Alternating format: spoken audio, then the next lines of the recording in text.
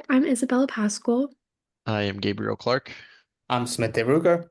And I'm Alexis Urias. This is phase 2 of our Cactus Connect.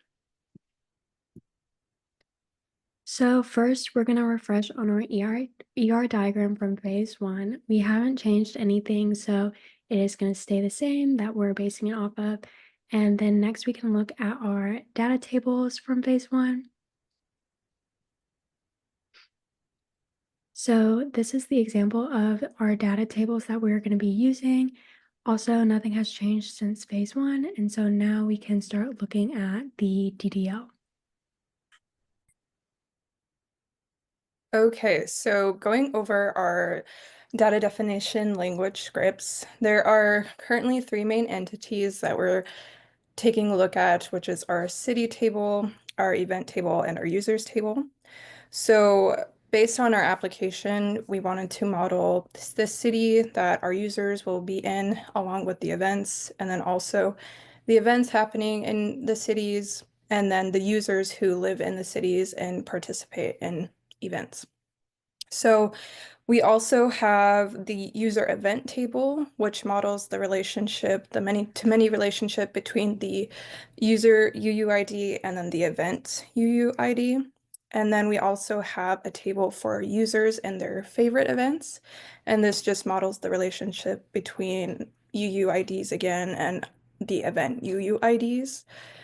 So our DDLs, basically what we did was we ran these in our PostgreSQL instance called CactusConnect, and we created each table, and we will see this with the schema. Let me share the schema from Postgre real quick.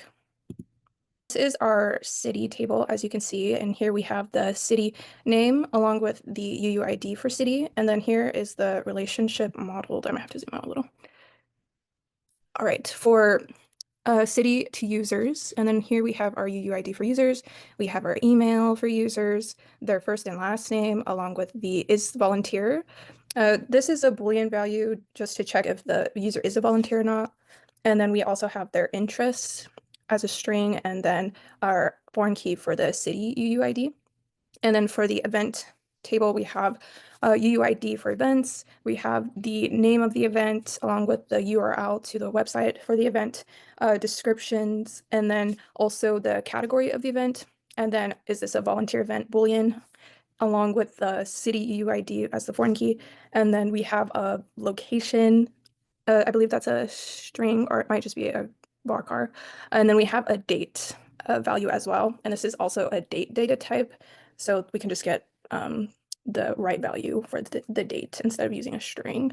And then we have, once again, the user event table, again, mapping the users and events to each other for a many-to-many relationship. And then we also have the user and their favorite events, and same thing, many-to-many relationship. All right, so I'll stop sharing there and pass it over to Schmidt. Yep, I am gonna screen share my screen right now, and then we're gonna go over how I populated the data and run some example queries just to show you that the data is live and working on our instance. So I'm just gonna screen share my desktop. We can hop over to here. So here you can see some of the example data population queries that we have. Select star from each of the tables. So we have select star from users, from city, from the event, user events, and the user favorites. So the user event and user favorites table, like Alexis went over, are just UUIDs that link over to users in the event table specifically to show which users have specific events, as well as which events are favorited by a specific user. So I'm just going to hop over to PostgreSQL where we can run an example query. So let's say I want to select star from users so we can see all the users. We do have a bunch of users, so we're going to run this, and it's going to take a couple seconds to run. And at the bottom, we're going to see that it is querying, and it'll take around 7 to 8 seconds to run. And we have 85,000 users. These are obviously not real users, and there are some demo data we generated, but they do have active UUIDs, email IDs, first names, last names, correct values for all the interests and city UUIDs. And I'll go over the Python script that we use to generate this data really quickly and show you how we ran that script in order to insert this data. So hopping over to the Python script, it's fairly simple. We use two Python packages. Scicog2, which just lets us connect to the PG admin server. Actually, it looks like PG2, which lets us connect to the database server, and Faker, which helps us generate the fake data. Here we have the user information that I used to generate the data. We input a specific amount of user events, and user favorites. I'm just going to take this down just so that we could, for demos, we're going to add one user, we're going to add 5 events, and let's say we have 10 or just 5 of these, or let's say 2 of these. And user favorites, let's say just 2 of those, or maybe a little bit more, maybe like 10 of those.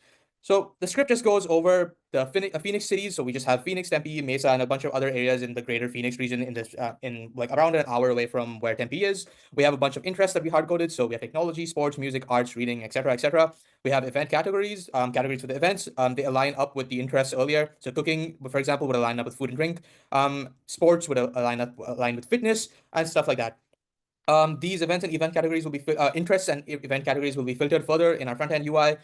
So we just go over a couple of Python functions. So we have the create connection where we just connect to the database. And we populate the cities. I'm just going to jump over to the next one because you don't really need to care about all of them. We have a couple queries where we insert the cities. So we're doing it sequentially, but we generate the data in bulk and we do it as chunks, just so that the database doesn't get overwhelmed with trying to populate 80,000 queries at the same time. We have users with the user information, like I said, randomly generated. So we have a random UUID, a fake email, fake last name, fake first name, and a random choice for the volunteering, and some random if interest chosen from the interest table. And then we can go over to populate events. Same logic. We have a bunch of random events, random UUIDs, event names, URLs, descriptions, categories, user events, stuff like that.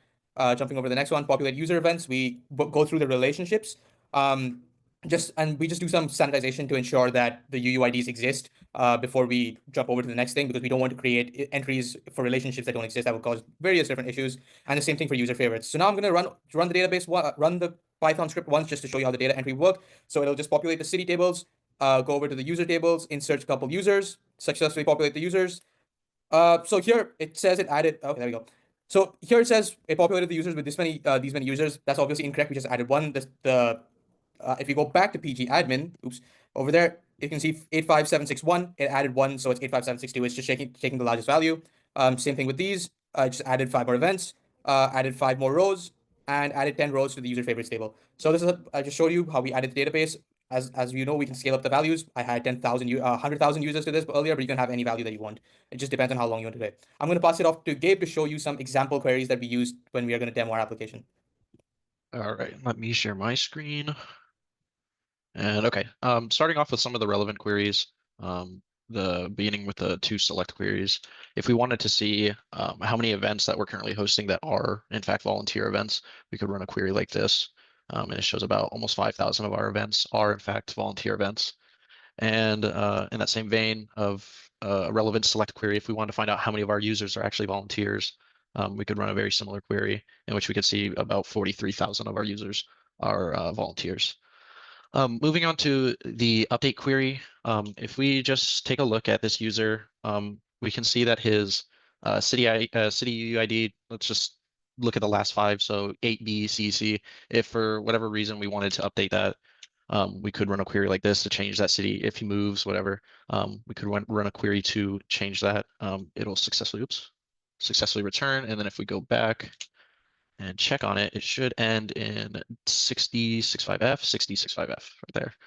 And then if we wanted to look at some relevant delete, if we take a look at this event with this UUID, we see, health and wellness event, whatever. If we wanted to get rid of it, we could delete it by the UUID. Okay, there we go. And then if we go back and try to search up that same UUID, we should not, we won't return with anything. And then finally, with our insert query, if we wanted to just add an event, and then we can fill out all the variables, the UID, the name, the URL, description, category, blah, blah, blah, blah, blah. We can throw that in there. And then I named it just test, and then we can find it by just searching by test. And we can see it's here, test volunteering event named test. And yeah, pass this on to. All right, now we're hopping over to the end where I can show you our presentation. Basically that's all. We demoed our project, and we have showed you how we inserted the data, we update the data and our database schema, as long as how we use the examples from phase 1 to build upon it to create phase 2. As a note, we are going to be using Swift for our application instead of React. The only reason we weren't doing that is because one of our team members did not have a Mac, but now he does have a Mac, so we're going to be using Swift. And that should be everything for phase 2. Thank you for tuning in.